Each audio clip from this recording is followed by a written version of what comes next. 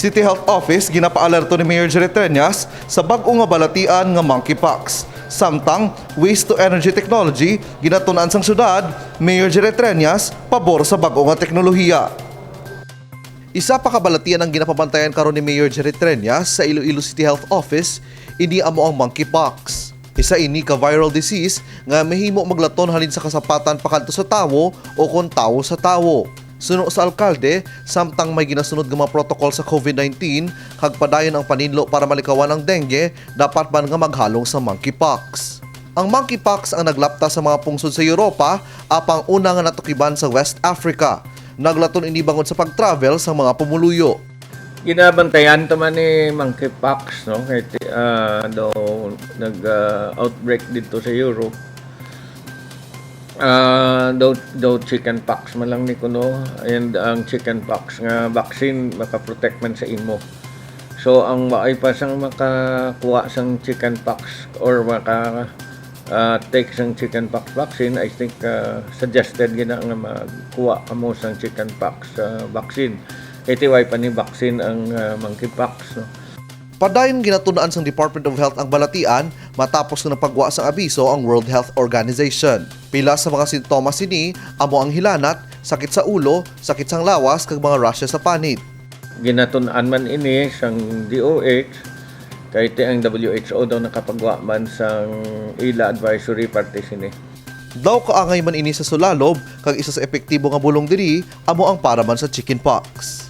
Kevin Patrick Casipe para sa Level Up Patrol. Ginpabutyag ni Mayor Jerry Treñas nga ginatunaan sa karon ang waste to energy technology sa syudad sang Iloilo. Ini amo ang pagsunog sang basura sa isa ka hilway nga pasilidad, tubtob ini ang ma-convert sa elektrisidad. Ginpabutyag sang alkalde, mainteresado na nga kompanya nga mag-operate sini apang padayon pa nga ginatunan.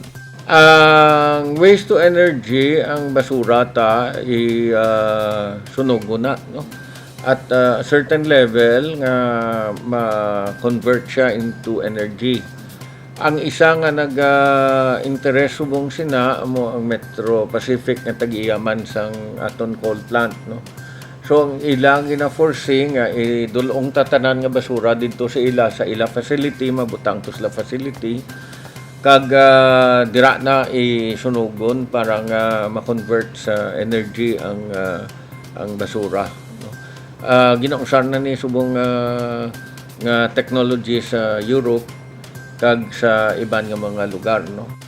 Ginapananaw man nga makakinot ang syudad sa waste to energy kung inkumpara sa sanitary landfill bangod sang ginabakal nga duta kag ginatampok nga basura.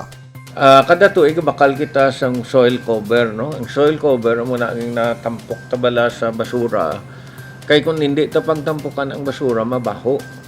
So once matampukan tang basura, i-compact naman na dayon ang aton sa sanitary landfill, bubuan naman sang basura, and then butang ka naman sang soil cover, no? Kung matabo, wala na sang problema sa segregation sang basura, bango diretso na ini sa pasilidad. Sa iban nga pungsod, ginagamit ang basura para mangin source ng energy. Kevin Patrick Casipe para sa Level Up Patrol.